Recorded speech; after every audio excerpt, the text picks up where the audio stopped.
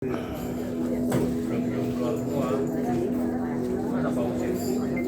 kelihatan.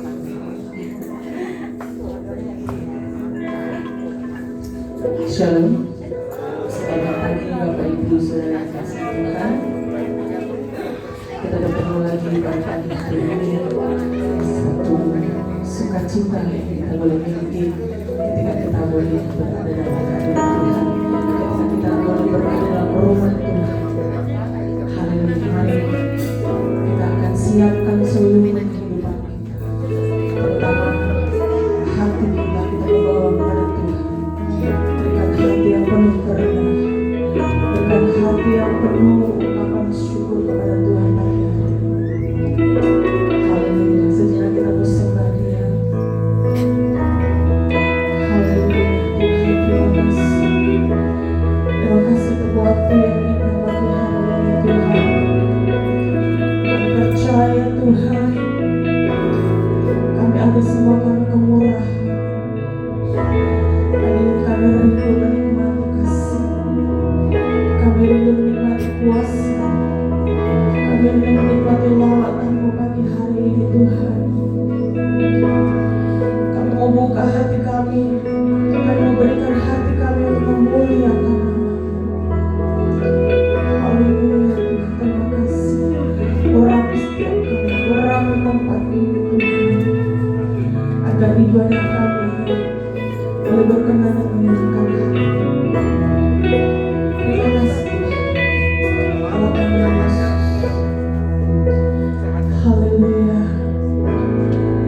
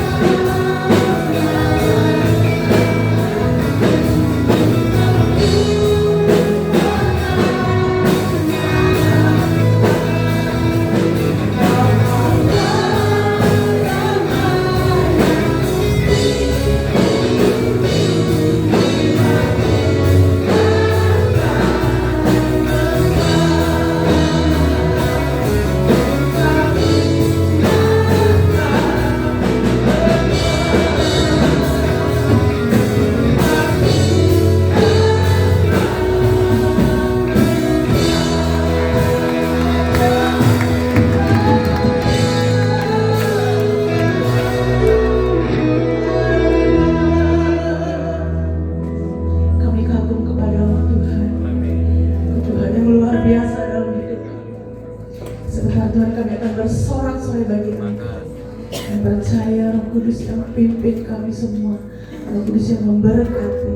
Engkau bertata di atas setiap puji-pujian kami. Kami percaya Tuhan, dalam ibadah kami, dalam puji-pujian kami, ada kuasa, ada mujizat yang dinyatakan pagi hari ini. Terima kasih Tuhan. Kami mau bersorak-sorai bagi Engkau di dalam nama Tuhan Yesus Kristus. Haleluya. Amin. Puji Tuhan. Shalom sekali lagi Bapak Ibu Saudara kasih Tuhan. Kita bersyukur pagi ini. Tuhan begitu ajaib. Tuhan begitu dahsyat. Pagi hari ini setiap kita pasti merasakan kasih Tuhan. Amin. Saya mengajak kita semua pagi hari berkata, kecaplah dan lihatlah betapa baiknya Tuhan kita.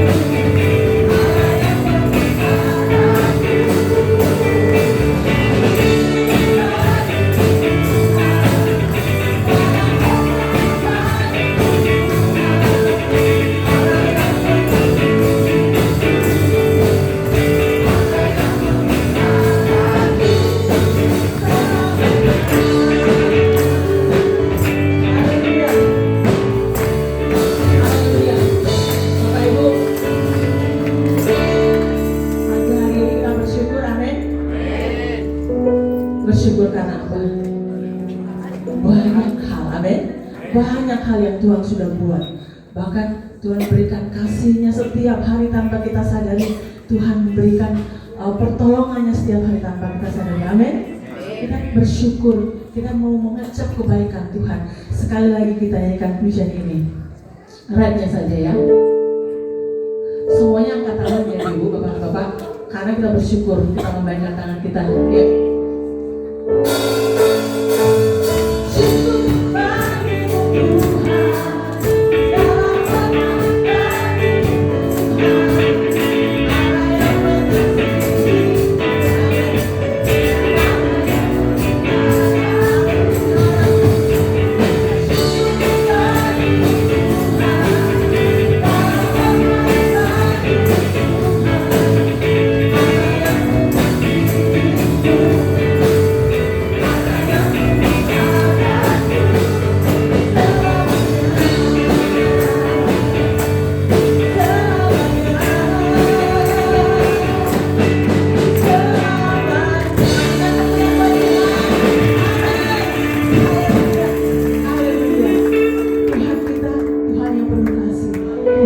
memelihara hidup kita.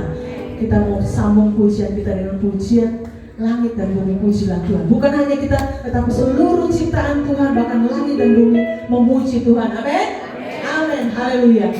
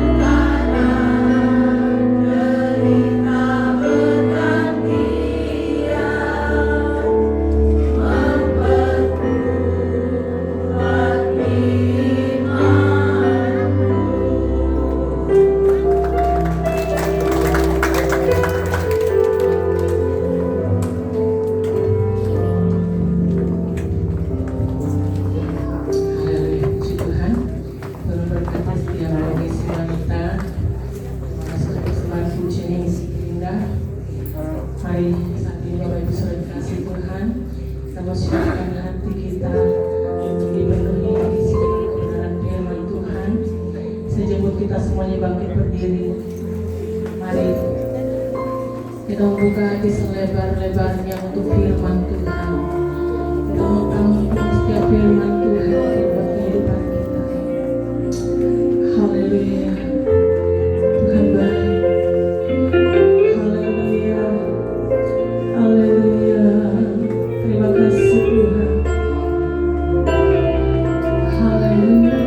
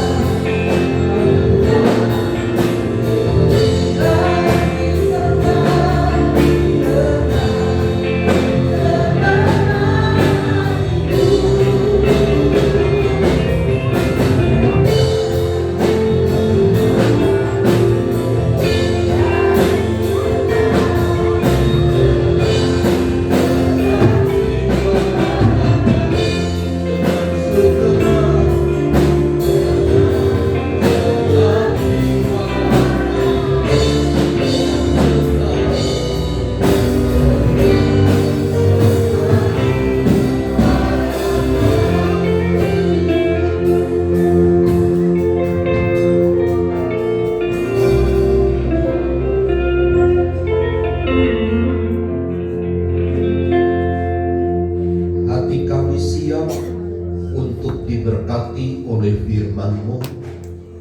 Karenanya berbicaralah kepada kami dengan kuasa-Mu, dengan urapan dan kuasa Tuhan yang mengurapi kami. Kami akan bersiap sedia dan berkonsentrasi penuh kepada firman Allah, agar setiap kebenaran-Mu itu menjadi bahagian dalam hidup kami. Setiap tipu daya dan pekerjaan iblis yang berusaha untuk mengubah kebenaran firman Tuhan, kami tolak, kami patahkan dalam nama Yesus.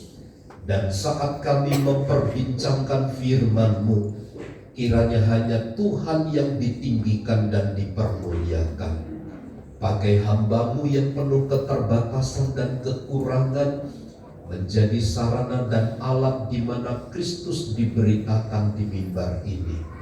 Karenanya kami siap diberkati di dalam dan demi nama Yesus yang siap diberkati bersama, katakan amin. Amin. Silakan duduk Bapak Ibu Saudara sekalian. Shalom. Shalom. Baik, puji Tuhan.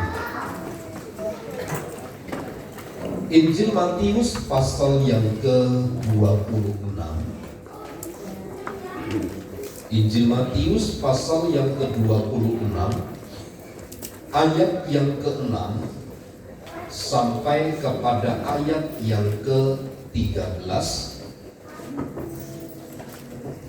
Kita akan membicarakan tentang Yesus diurapi. Kita akan membaca ayat ini bergantian. Saya membaca ayat yang ke-6 demikian. Ketika Yesus berada di Betania, di rumah Simon si kusta, datanglah seorang perempuan kepadanya, membawa sebuah buli-buli kolam berisi minyak wangi yang mahal. Minyak itu dicurahkannya ke atas kepala Yesus yang sedang duduk makan. Melihat itu, murid-murid gusar dan berkata, untuk apa pemborosan ini? Sebab minyak itu dapat dijual dengan mahal dan uangnya dapat diberikan kepada orang-orang miskin. Tetapi Yesus mengetahui pikiran mereka lalu berkata, mengapa kamu menyusahkan perempuan ini? Sebab ia telah melakukan suatu perbuatan yang baik kepadaku. Karena orang-orang miskin selalu ada padamu, tetapi aku tidak akan selalu bersama-sama kamu. Sebab dengan mencurahkan minyak itu ke atas tubuhku, ia membuat suatu persiapan untuk penguburanku. Aku berkata kepadamu, sesungguhnya di mana saja negeri ini diberitakan di seluruh dunia, apa yang dilakukannya ini akan disebut juga untuk mengingat dia. Yang puji Tuhan. Di dalam ayat 6 sampai ayat yang ke-13 ini menceritakan tentang seorang wanita yang mengurapi Tuhan Yesus dalam rangka persiapan menjelang penderitaan dan kematiannya. Kalau kita mencermati dengan baik, berulang-ulang kali Tuhan Yesus menyampaikan berita tentang penderitaan yang diakhiri dengan kematiannya. Murid-muridlah mereka yang pertama-tama mendengar, pertama, kedua, ketiga, keempat, dan seterusnya. Artinya, apa yang akan terjadi pada diri Tuhan Yesus telah diberitahukan sedemikian rupa kepada mereka. Tetapi kalau kita membaca dengan baik, bahkan sampai peristiwa penderitaan dan kematiannya, tidak ada satu berkas pun yang telah mereka dengar kita dapati dilakukan dengan baik oleh para murid itu. yang notabene mereka adalah orang-orang yang selalu bersama-sama dengan Tuhan Yesus. Ini berimplikasi buruk Bapak Ibu Saudara kepada kekristenan sebenarnya. Kedekatan kita, waktu yang banyak yang kita pergunakan untuk datang beribadah, bukanlah satu-satunya ukuran bahwa kita itu melakukan kehendak Tuhan. Tapi hal ini bukan berarti menjadi legalitas, menjadi standar bagi kita.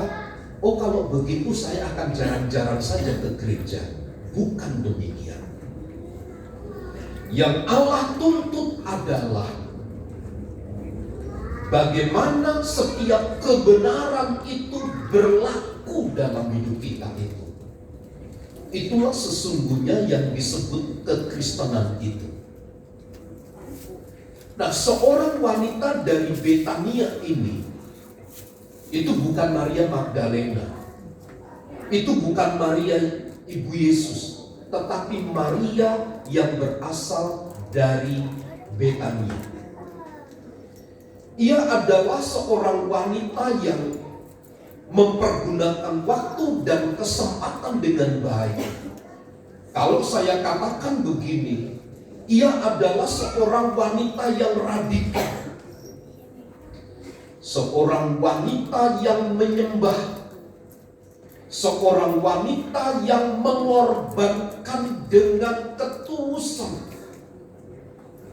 di mana ia mempergunakan semua harta benda yang ia miliki itu untuk mengurapi Tuhan Yesus. Bapak Ibu Saudara, di dalam bab selanjutnya atau sebelum kita membahas tentang pasal 26, khususnya ayat 6 sampai ayat yang ke-13 ini, kita dapat membaca dengan baik bahwa Tuhan Yesus itu banyak menegur seperti ahli-ahli Taurat, para imam, orang-orang yang ada di ring satu Tuhan Yesus, atas ketidakpekaan mereka terhadap apa yang Tuhan sampaikan, termasuk pada peristiwa penggenapan adanya penderitaan dan kematian Tuhan Yesus itu. Mereka orang-orang yang ada di ring satu Tuhan Yesus tidak peka sama sekali. Tetapi justru dari ayat 6 sampai ayat 13 ini, kita ditunjukkan satu kisah yang sangat mengharukan. Seorang wanita yang datang kepada Tuhan Yesus dengan pengorbanan yang tulus, dengan hati yang mulia, dengan kebenaran yang ia kerjakan, dan ia mau curahkan seluruh perhatian hidupnya kepada Tuhan. Bapak Ibu Saudara, di tengah kedengkian, di tengah kebencian orang-orang Yahudi, para imam-imam, karena kredibilitas mereka mulai terganggu dengan hadirnya Tuhan Yesus, ada intrik-intrik di situ dalam rangka di mana Yesus bagaimana caranya untuk membunuh Tuhan Yesus. Tapi di balik semua peristiwa yang genting itu, ada seorang wanita yang memberikan ketulusan hatinya. Bapak Ibu Saudara, hari ini kalau Bapak Ibu Saudara mencermati, mengikuti media dengan baik, Bapak Ibu akan merasa gentar. Kenapa? Ada satu kelompok yang besar sedang mempertahankan kredibilitasnya. Dan ini mengerikan Bapak Ibu Saudara. Karenanya ada setiap lembaga-lembaga keagamaan memberikan sebuah peringatan, hati-hati berstatement di media. Ini akan menjadi persoalan-persoalan yang besar. Tapi Bapak Ibu Saudara, di tengah-tengah peristiwa kegoncangan yang sedemikian rupa ini, mari kita tampil sebagai wanita-wanita yang berdiri di atas ketulusan, yang berdiri di atas keyakinan yang penuh kepada Tuhan Yesus, serta memberikan apresiasi yang tinggi kepada Tuhan dalam sebuah bentuk pengorbanan. Saya ingin sampaikan begini, di tengah-tengah hiruk pikuk pemikiran-pemikiran, persoalan-persoalan, akan selalu saja kita dihiburkan dengan orang-orang yang tulus hati, dengan orang-orang yang mau berkorban, dengan orang-orang yang mau memberikan dirinya kepada Tuhan. Jujur Bapak Ibu Saudara, saya sebagai hamba Tuhan, jam kegiatan ibadah kita di tempat ini banyak. Rabu ada ibadah tengah minggu, Kamis ada doa malam, hari Sabtu siang jam 11 ada doa puasa, sorenya ada wanita, ada ibadah fasitri. Saya kalau datang lihat para wanita yang duduk itu, mereka menyembah, mereka menangis. Saya pun sebagai seorang hamba Tuhan takjub. Mereka meninggalkan segala sesuatunya. Saya percaya mereka bukan pengangguran. Saya percaya mereka bukan orang-orang yang terlalu sibuk. Tetapi di tengah-tengah kesibukannya, ia bisa memberikan waktu duduk menyembah, memuji Tuhan. Sementara di satu sisi orang dengan segala kemewahannya melayani banyak hal, melayani diri sendiri dan seterusnya. Selalu saja Tuhan memberikan penghiburan-penghiburan dari sebuah ketulusan yang dilakukan oleh para wanita yang tercatat di dalam ayat ini. Meskipun kemudian di dalam peristiwa ayat ini ada banyak orang yang tidak setuju, termasuk Yudas Iskariot, adalah seorang bendahara dari apa yang telah disepakati bersama dari pelayanan Tuhan Yesus.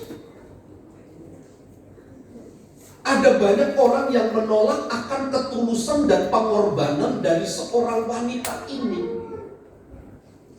Kalau kita membaca ayat 6 dan ayat yang ke-7, jelas sekali dalam peristiwa ini bahwa 2 hari lagi sebelum Paskah, yang menandakan di mana Yesus dalam waktu yang sangat singkat dia akan didera dan aniaya dan akan disalibkan. Inilah rencana yang sudah ada, yang matang, yang dipersiapkan oleh orang-orang para pemimpin-pemimpin pada waktu itu. Saya ingin katakan begini, sebuah rencana yang jahat, meskipun itu sifatnya telah 100% A1, kalau Tuhan tidak berkenan, Tuhan bisa menggagalkan. Tetapi kalau seizin Tuhan, semuanya juga akan dapat terlaksana dengan baik. Mengingat catatan ayat 6 sampai ayat yang ke-7 ini, mari Bapak Ibu Saudara kita menyadari ada seorang wanita yang datang di dalam pertemuan di rumah Simon itu dengan membawa minyak pualam, minyak wangi. Harganya tercatat dari bagian situ adalah 300 dinar. 300 dinar itu sama saja dengan hasil seorang pekerja selama 1 tahun. Bapak Ibu Saudara dapat bayangkan, seorang wanita ini bekerja begitu keras. Hasilnya dikumpulkan, ditabung, disimpan, lalu diberikan minyak wangi itu. Dan apa yang dilakukan oleh wanita ini, dia berikan, dia urapi kaki tubuh kepala Yesus. Ini satu peristiwa memang Bapak Ibu Saudara tidak dipersiapkan sedemikian rupa oleh Tuhan Yesus dan para muridnya. Tetapi ini dipersiapkan sedemikian rupa oleh wanita yang bernama Maria dari Betania itu. Dan bagi wanita ini, inilah pemberian yang terbaik. Mungkin bahasa saya begini, sudah tidak ada lagi harta benda yang ia punya. Semua dicurahkan, dibelikan minyak narwastu itu, dan diberikan sepenuhnya kepada Tuhan Yesus untuk mengurapinya. Bapak Ibu Saudara, wanita ini bukan wanita sembarangan menurut saya. Wanita ini bukan seorang wanita yang biasa-biasa saja, tetapi seorang wanita biasa yang mengorbankan segala sesuatunya kepada dan untuk Tuhan. Lihat apa yang dilakukan oleh wanita ini. Memang ada perdebatan, memang ada pembicaraan-pembicaraan yang menyudutkan yang dilakukan oleh para murid-murid yang lain. Tapi kalau kita membaca ayat 8 sampai ayat yang ke-9, jelas bagian itu menunjukkan bagaimana Tuhan Yesus memberikan satu penghargaan yang besar kepada mereka. Bapak Ibu Saudara, membaca ayat ini, khususnya ayat 6 sampai dengan ayat yang ke-7, bagaimana seorang wanita memberikan segala sesuatunya kepada Tuhan, dan itu sudah dipikirkan dengan matang. Ayat ini mengindikasikan, memberikan satu pemahaman kepada kita. Mari kita belajar untuk memberikan yang terbaik dari hidup kita ini kepada Tuhan. Bapak Ibu Saudara, waktu saya di Sibolga, ada seorang hamba Tuhan, mohon maaf, anak pertamanya itu mengalami kondisi yang berbeda dari yang lain. Dia ceritakan kepada kami, Pak Pendeta, tolong bantu doa supaya anak saya yang pertama, yang mohon maaf, yang sedikit kurang itu, biar dipanggil Tuhan untuk sekolah Alkitab.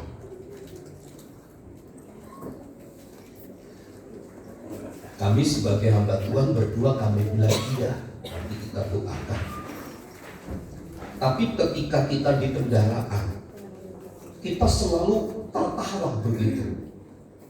Rupanya tidak hanya di Jawa Tengah, tidak hanya di Pulau Jawa, tetapi di Pulau Sumatera juga, orang-orang yang kekurangan dimasukkan sekolah Alkitab. Sementara mereka yang baik, yang pintar, yang pandai, masuk kedokteran, masuk kuliah-kuliah yang paling baik. Apakah ini yang dimaksud dengan memberikan yang terbaik kepada Tuhan? Ada seorang bapak yang sudah usianya sepuh, sudah kakinya sakit, bicara susah. Dia berkata, saya akan persembahkan hidup saya kepada Tuhan untuk melayani. Waktu masa gagahnya, waktu masa jayanya, dia habiskan semuanya untuk kepentingan diri sendiri. Apakah ini yang disebut memberi yang terbaik kepada Tuhan? Bukan. Itu adalah memberikan sisa. Dan saya ingin katakan begini, jangan sisa-sisa diberikan kepada Tuhan. Berikanlah sepenuhnya dengan segenap hati kepada Tuhan. Saya tidak sedang bicara berapa banyak, tidak. Tapi ketulusan, kejujuran, kesetiaan itu yang harus menjadi landasan utama di dalam memberi yang terbaik, seperti seorang wanita ini. Dia bekerja selama 1 tahun, gajinya dia kumpulkan dan dia berikan kepada Tuhan.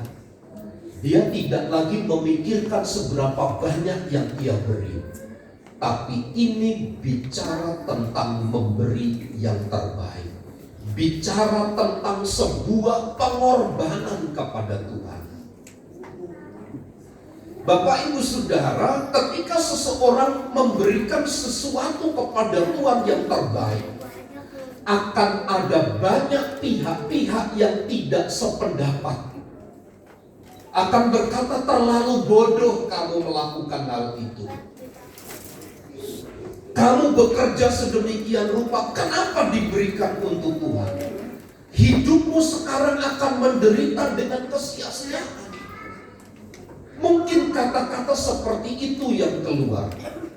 Sama ketika wanita ini memberikan persembahan yang terbaik kepada Tuhan dengan hasil kerja lelahnya, para murid gagal menghargai pengorbanan itu. Gagal menghargai pengorbanan itu. Memang kelihatannya secara matematik memboroskan. Itu pemborosan. Bisa itu dijual lalu dibagikan kepada orang-orang miskin. Bisa saja itu kemudian dijual dibagikan kepada mereka yang tidak mampu. Ketika kita berhenti hanya sebatas pernyataan itu akan menjadi benar. Tetapi tidak untuk Tuhan merespon dan menanggapinya. Mereka dianggap sebagai murid yang gagal menghargai apa yang dilakukan oleh Maria ini. Terlepas apa yang menjadi motivasi Yudas, Bapak Ibu, yang dianggap sebagai sebuah pemborosan itu, karena memang ia seorang yang boros sebenarnya. Ia seorang yang bisa memakan segala sesuatu untuk kepentingan diri sendiri. Tetapi ketika Maria mengorbankan seluruh apa yang ia miliki dari hidupnya, dianggap sebagai sebuah pemborosan. Inilah yang saya maksud para murid kurang pemahamannya. Gagal menanggapi, gagal menghargai setiap pengorbanan. Tapi mari kita lihat Bapak Ibu Saudara dari ayat yang ke-10 dan ayat yang ke-11. Tuhan Yesus menganggap kritikan daripada para murid kepada Maria itu adalah sebagai sebuah gangguan baginya.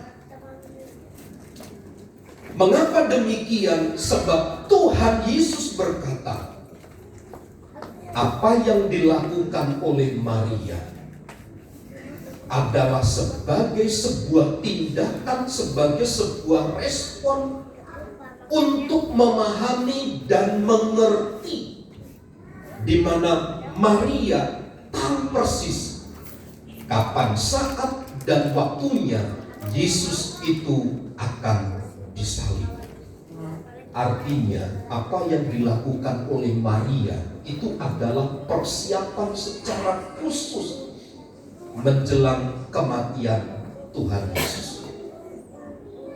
Bapak Ibu Saudara, betapa peran wanita Maria ini begitu mengambil peranan penting atas peristiwa kematian Tuhan Yesus, menjelang peristiwa kematian Tuhan Yesus itu.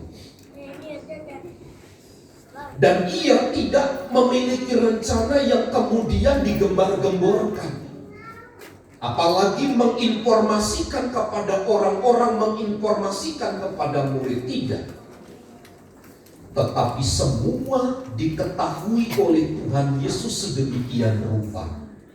Murid gagal menghargai pengorbanan Maria, tetapi Tuhan Yesus menetapkan satu prinsip, bahwa apa yang dilakukan oleh Maria adalah sedang mempersiapkan kematian Tuhan Yesus.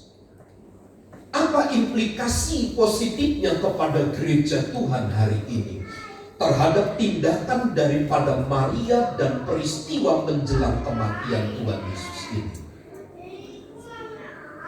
Artinya Bapak Ibu Saudara, segala sesuatu yang diberitakan, segala sesuatu yang disampaikan oleh Tuhan Yesus itu pasti akan terjadi. Cepat ataupun lambat itu kan hanya ukuran waktu. Tetapi yang pasti peristiwa yang disampaikan oleh Tuhan Yesus, Dia akan mati, menderita itu sampai mati di atas kayu salib, bahwa itu menyatakan satu kebenaran yang akan terrealisasi kemudian. Karenanya Bapak Ibu Saudara, saya katakan begini, meskipun pada zaman Tuhan Yesus, mohon maaf, seorang wanita itu kalau saya katakan adalah kelas nomor 2.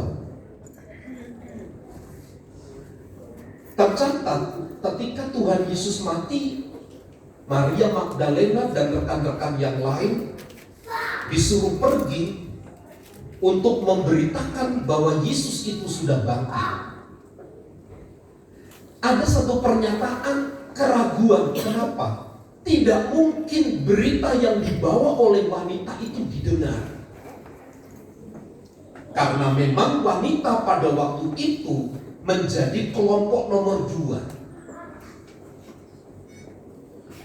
Tapi meskipun demikian, dan ini disadari oleh Maria dari Betania itu, meskipun demikian,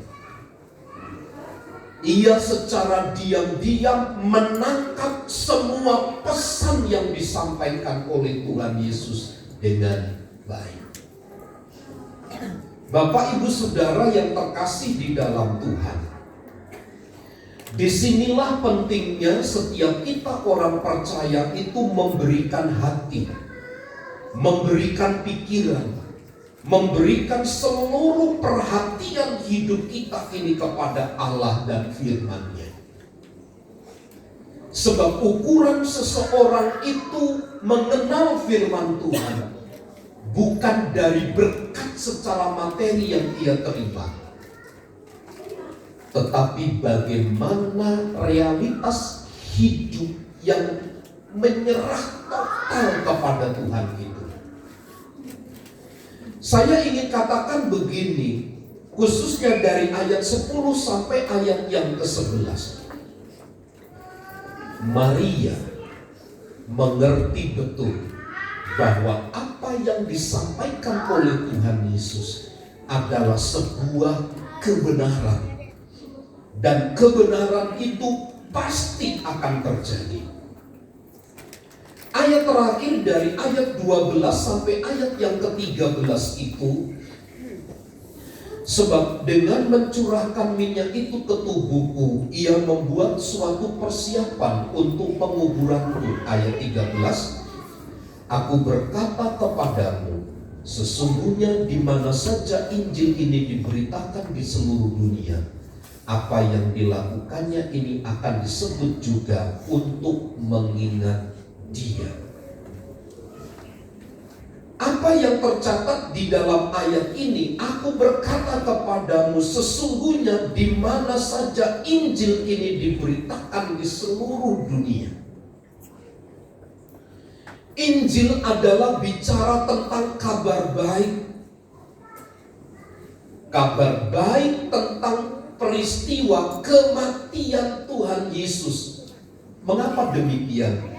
Karena peristiwa kematian Tuhan Yesus itu adalah dasar untuk dan bagi keselamatan orang-orang yang percaya kepadanya.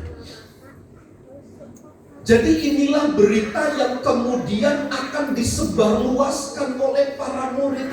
Berita tentang kabar baik bahwa Yesus itu mati, dan pada hari yang ketiga ia akan bangkit, dan kebangkitannya akan menyelamatkan setiap orang yang percaya kepadanya. Saya rangkum sedikit dari ayat 6 sampai ayat yang ke-13. Di tengah-tengah kekacauan yang terjadi pada peristiwa menjelang Paskah itu, di mana para imam besar, ahli-ahli Taurat, orang-orang Yahudi bersepakat untuk membunuh Tuhan Yesus. Dalam peristiwa itu pun ada seorang wanita yang tulus, yang jujur. Ia telah merespons satu kebenaran, dan inilah yang kemudian harus juga kita pahami dan mengerti, bahwa menjelang kematian Tuhan Yesus, ada seorang wanita yang begitu tulus mengorbankan segala sesuatunya untuk dan kepada Tuhan. Sehingga sampai sekarang ini kita mendengar kabar baik, kabar tentang keselamatan melalui kematiannya di atas kayu salib bagi kita yang percaya kepadanya, di mana ia menggaransi kita dengan keselamatan. Amin. Tuhan Yesus memberkati. Saya mengundang pelayan musik untuk maju ke depan, dan mari kita bernyanyi satu pujian dengan darahmu kau tebus dosaku. Dan mari seluruh jemaat Tuhan kita mempersiapkan diri dengan baik untuk masuk di dalam perjamuan yang kudus. Haleluya.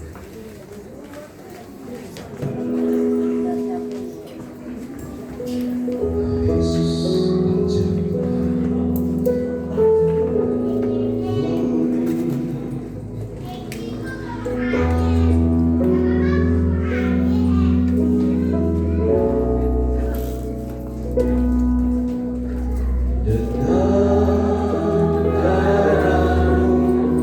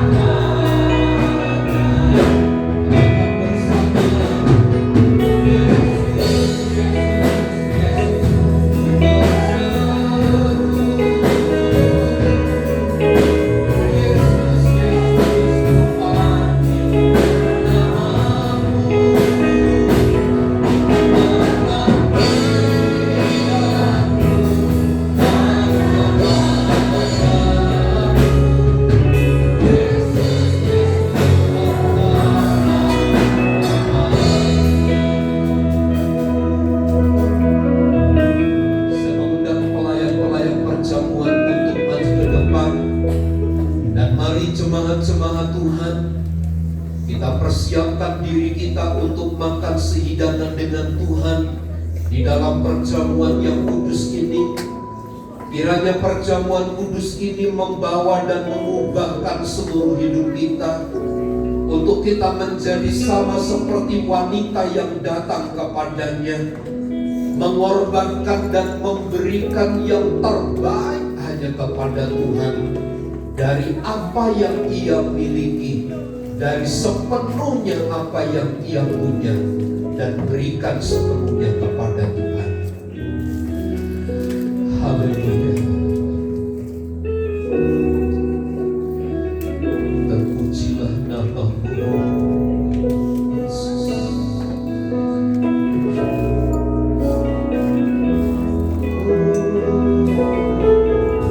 Yesus, Yesus, Yesus, Ku bersama. Yesus, Yesus, Ku panggil namamu. Panggil aku namamu.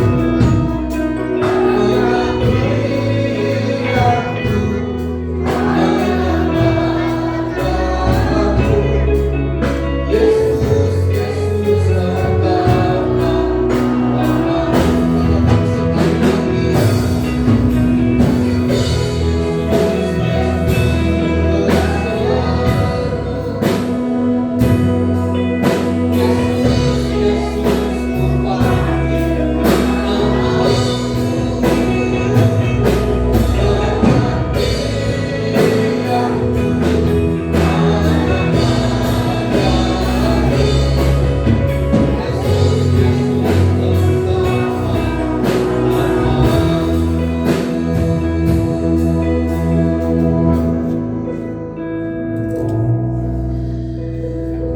kami memperhadapkan diri kami sepenuhnya kepada Tuhan dan mengkonfirmasikan diri kami sesuai dengan kebenaran firman Allah yang telah kami dengar.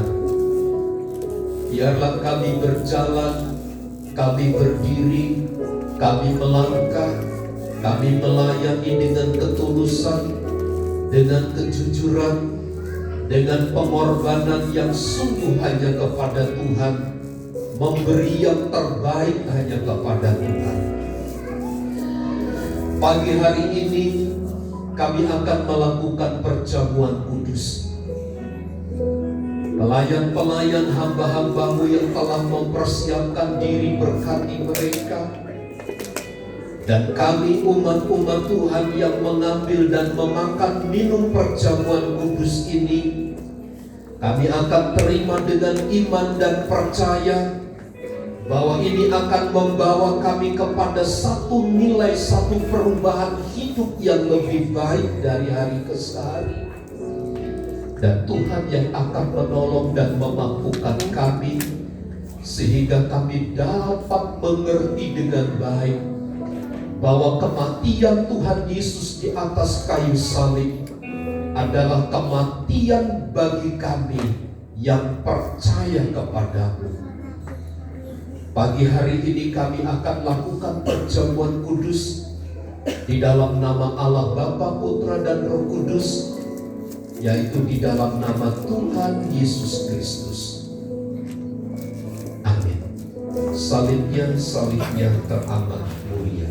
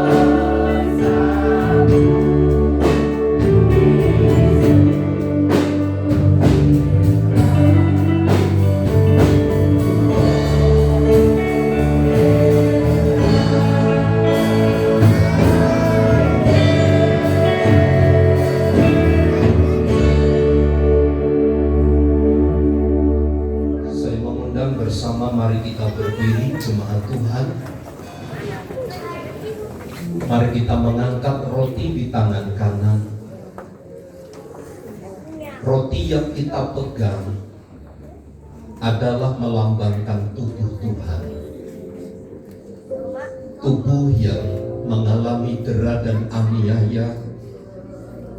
Tubuh itulah yang diberikan bagi kita menjadi makanan yang mengenyangkan bagi kita, sehingga hidup kita dipuaskan oleh kebenaran-kebenarannya. Tubuh itulah yang akan memulihkan seluruh hidup kita, sehingga kita berlayak di hadapan Tuhan. Dengarkan firman Tuhan sebelum kita memakan roti yang melambangkan tubuh Tuhan. Sebab apa yang telah kuteruskan kepadamu telah aku terima dari Tuhan, yaitu bahwa Tuhan Yesus pada malam waktu ia diserahkan mengambil roti, dan sesudah itu ia mengucap syukur atasnya. Ia memecah-mecahkannya dan berkata, "Inilah tubuhku yang diserahkan bagi kamu. Perbuatlah ini menjadi peringatan akan aku." Mari kita makan dengan iman dalam nama Yesus. Terima kasih Tuhan. Terima kasih. Haleluya dan puji nama. Terima kasih. Angkat cawan di tangan kananmu. Cawan yang berisi air anggur adalah melambangkan darah Tuhan. Darah yang mengalir oleh karena dera dan aniaya. Darah itulah yang dicurahkan bagi tubuh kita. Ia menghapuskan segala pelanggaran dan kesalahan kita. Ia menyucikan dan menguduskan kita, sehingga kita menjadi umat, menjadi gereja yang kudus dan berkenan di hadapannya. Demikian juga ia mengambil cawan sesudah makan lalu berkata, "Cawan ini adalah perjanjian baru yang dimeteraikan oleh darahku. Perbuatlah ini setiap kali kamu meminumnya menjadi peringatan akan aku. Sebab setiap kali kamu makan roti dan minum cawan ini, kamu memberitakan kematian Tuhan sampai ia datang." Mari kita minum dengan iman dalam nama Yesus. Haleluya. Terpujilah nama-Mu Tuhan.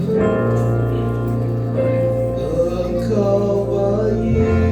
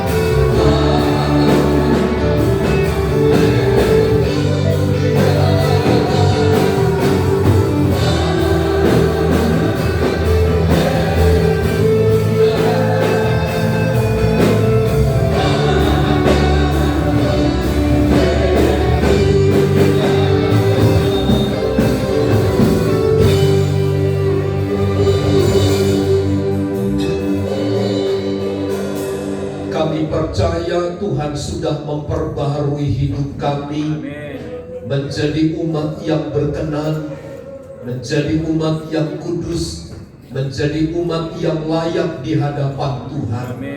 Sehingga dari hidup kami akan menghasilkan perbuatan-perbuatan yang baik, sehingga kami dapat memberikan apa yang terbaik kepada Tuhan dari seluruh kehidupan kami. Kami terlalu percaya perjamuan kudus ini akan terus memberi peringatan-peringatan yang baru dan mengingatkan kembali bahwa Engkau yang telah mati, Engkau yang telah bangkit, mengerjakan sesuatu yang baru bagi tubuh kami. Sehingga kami yang sakit, kami berani berkata dengan iman, kami sudah sembuh dalam nama Yesus. Kami yang lemah, kami berani berkata, sekarang aku kuat dalam nama Yesus. Bagi kami yang sedang mengalami kesulitan dan masalah hidup, kami berkata bersama dengan Tuhan, kami akan melakukan perkara-perkara yang besar dalam nama Yesus.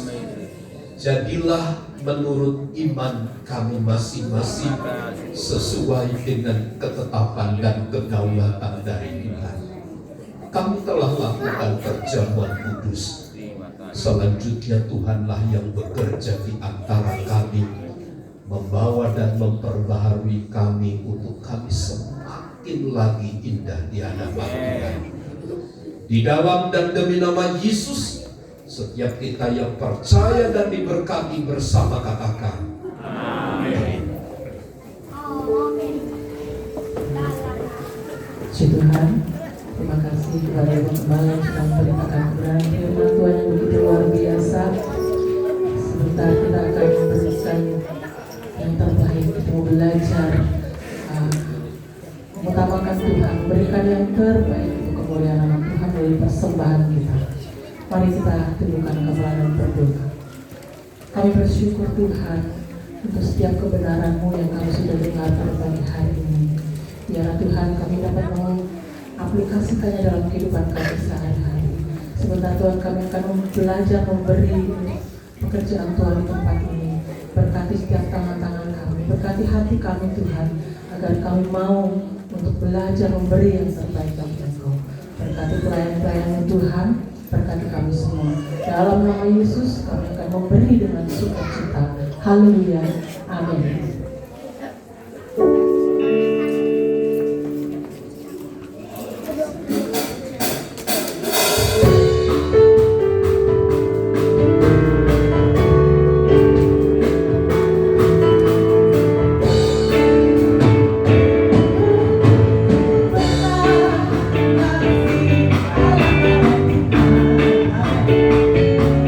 Terima kasih.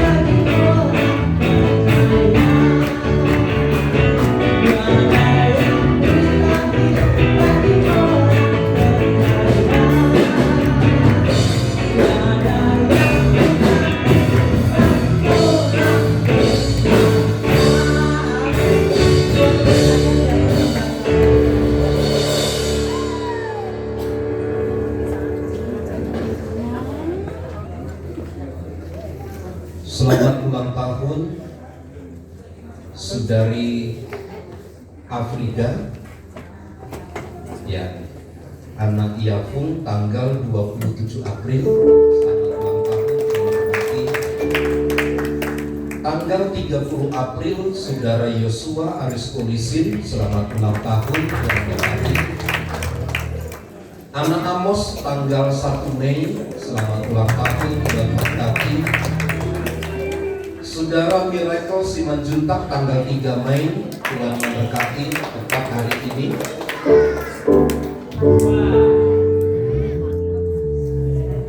Anak Evelyn, cucu dari Bapak Martin tanggal 3 Mei. Hari ini juga Tuhan Yesus memberkati.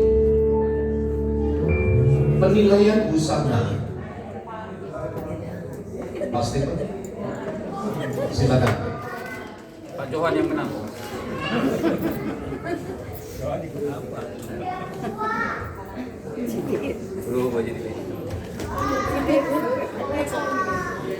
Selamat siang, ladies and gentlemen. We come here to announce the winner of Hari Kartini last week. Ngerti nggak? Kita mau ngomong nih, kemarin kan dikasih pemilihan tuh hari Minggu kemarin yang Hari Kartini, betul kan? Kita mau ngomongin juaranya. And the winner is me, myself, and wife.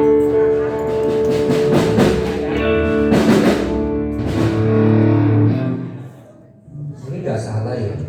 Oh, ternyata pemenangnya Bapak Kartono. Mas Eko, masuk Mas Eko.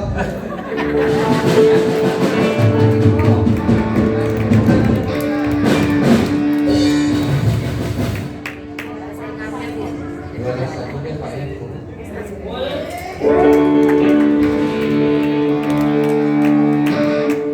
Makanya saya bilang ini nggak salah Bapak Kartono yang namanya. Masuk Pak Eko. Biarin Pak Andrea. Kita sebentar nggak apa-apa. Gimana Pak kesan-kesannya jadi pemenang di hari raya nanti ini Pak? Ini luar biasa loh, sejarah gereja baru kali ini yang menang Kartono. Dan pemenang kedua ternyata Ibu WL kita hari ini.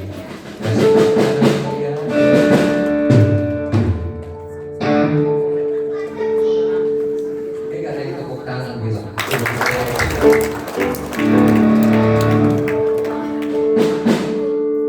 Dan pemenang ketiga yang dari disangka-sangka Ibu Lili.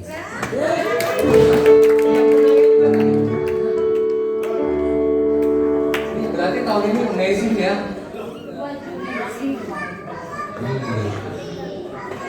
Karena dia nggak nilai dirinya sendiri, ternyata orang lain nilai. Inilah Bapak Kartono dan Ibu Kartini. Kita boleh kasih applause yang meriah.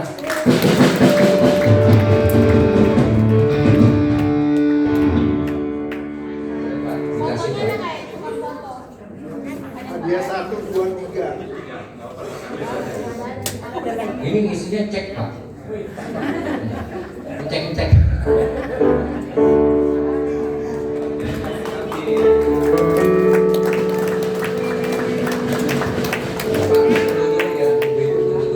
Ini ada surprise lagi. Kita mau panggilin anak-anak yang kemarin didandanin sama orang tuanya yang pakai baju adat. Anak yang pertama namanya Esther Naibawa.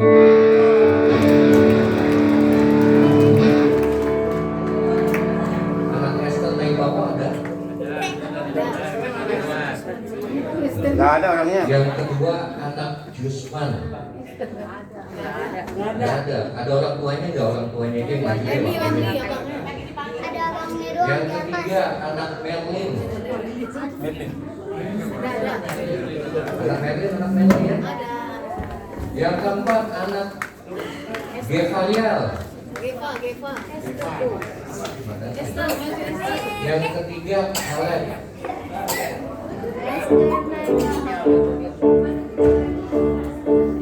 Nanti foto-foto dulu ya, baru balik lagi ke tempatnya.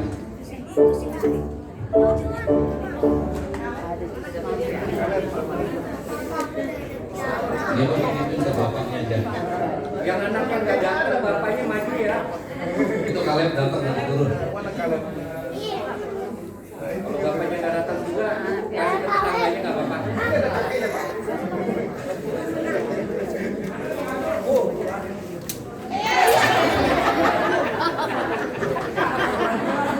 Sama siapa? Tidak apa-apa, tadi lagi. Semangat. Semangat olahraga kita. Ya. Ini nggak ada yang punya handphone ya? Ada yang bisa foto satu aja. Satu lagi Pak. Sama tiga ya. Ada yang punya handphone? Gak bawa om. Oh iya, Pak. Ya, silakan. Agak sedikit kuliah nggak patut. Nah. Yuk, hitung sampai 100 ya. Nah. Terus hitung 3, 2, 1. Oke, Tuhan berkati. Terima kasih banyak untuk kontribusi Bapak Ibu, anak-anak sekolah minggu bagi acara kita minggu yang lalu. Tuhan Yesus memberkati. Saya kira demikian beberapa pengumuman yang dapat saya sampaikan. Mari bersama kita berdiri, kita akan akhiri ibadah dalam doa. Kami bersyukur kepada Tuhan atas rahmat dan kemurahan yang Tuhan berikan kepada kami sepanjang kami beribadah pagi hari ini. Tuhan memberkati rumah tangga dan keluarga jemaat-jemaat Tuhan. Kami sebagai orang tua, kami sebagai anak, Tuhan yang memberkati. Segala aktivitas yang kami kerjakan, Tuhan yang mendahului dan menyertai. Berkat Tuhan atas keluarga dan rumah tangga kami sekalian. Diberkatilah usaha dan pekerjaan kami, bahkan setiap rencana-rencana kami. Tuhan memberi kemudahan-kemudahan kepada kami, sehingga kami dapat beruntung oleh karena Tuhan yang memberikannya bagi kami. Memberkati Saudari Afrida, memberkati Saudara Yosua, memberkati anak kami Amos, memberkati Saudara Miracle, memberkati anak Evelyn yang berulang tahun. Kau menganugerahi kepada mereka segala kehidupan yang baik. Perkenankan mereka ada dalam berkat dan kemurahan dari Tuhan. Tuhan yang menolong dan memberkati mereka. Memberkati setiap jemaat Tuhan, mereka yang sedang lemah, mereka yang sedang sakit. Berdoa bagi pemulihan Papa Nara, bagi Bapak Charlie, bagi orang tua Ibu Kristiana, pulihkan Ibu Edi Paulus. Berdoa bagi Ibu Lili, Bapak Eko, Bapak Merlan Sigalinggi. Berdoa bagi Bapak Diki Opung Bonar, Ibu Maria, Mama Rafi, Ibu Aha. Nama-nama yang kami sebutkan di hadapan Tuhan, kiranya Engkau menolong dan menyembuhkan mereka. Jamah mereka dengan kuasa darah-Mu dalam nama Yesus. Terjadilah kesembuhan atas tubuh mereka. Diberkati ibu-ibu yang sedang mengandung, baik Ibu Farina, Ibu Ria Warai. Jamah lawat berkati kandungan, beri kesehatan, kekuatan yang baru, sampai melahirkan anak-anak mereka jadi anak-anak yang diberkati oleh Tuhan. Berkati bangsa dan negara kami, berkati gereja-gereja Tuhan dimanapun berada. Berkatilah persembahan-persembahan yang telah kami berikan kepada Tuhan, kami kembalikan kepada Tuhan dengan kejujuran, dengan ketaatan, dengan takut akan Tuhan. Maka Tuhan yang akan memberkati sesuai dengan janji firman. Di dalam dan demi nama Tuhan Yesus kami berdoa. Mari saudaraku, angkat tanganmu, arahkanlah pandangan hatimu kepada Tuhan, dan terimalah berkat Tuhan. Tuhan memberkati dan melindungi engkau. Tuhan menyinari engkau dengan wajah-Nya dan memberi engkau kasih karunia. Tuhan menghadapkan wajah-Nya kepadamu dan memberi engkau damai sejahtera. Kiranya kasih karunia dari Allah Bapa, cinta dan kasih sayang dari Tuhan Yesus Kristus, persekutuan, penghiburan, kekuatan dari Allah Roh Kudus memimpin memberkati kita sekarang dan sampai selama-lamanya. Di dalam nama Tuhan Yesus Kristus, semua yang percaya dan diberkati bersama katakan amin. Bapa, terima kasih.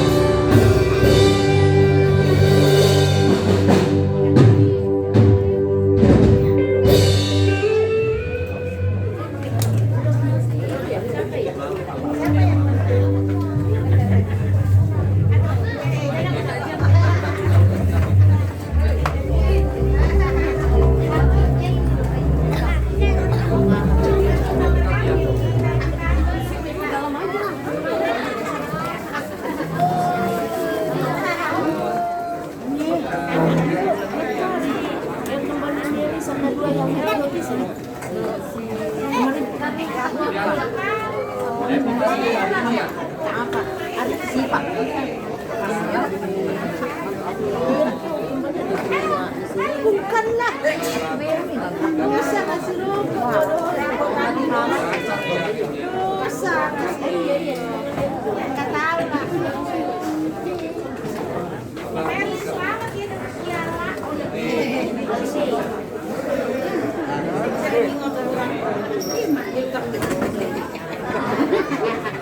Iya,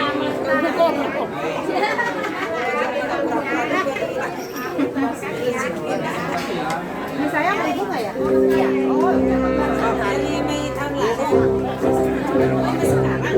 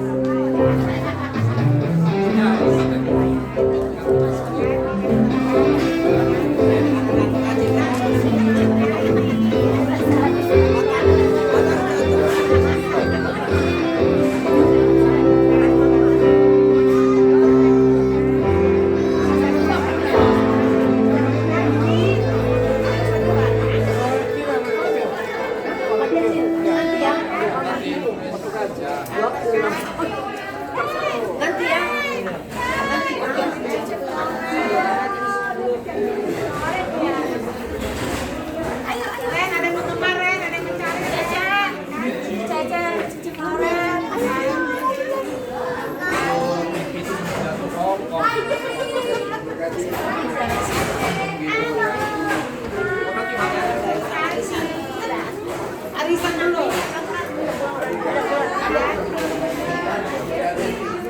Oh iya.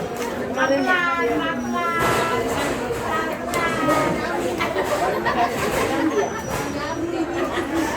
Kamu jual jamu dong. Iya. Bukan berkat ini.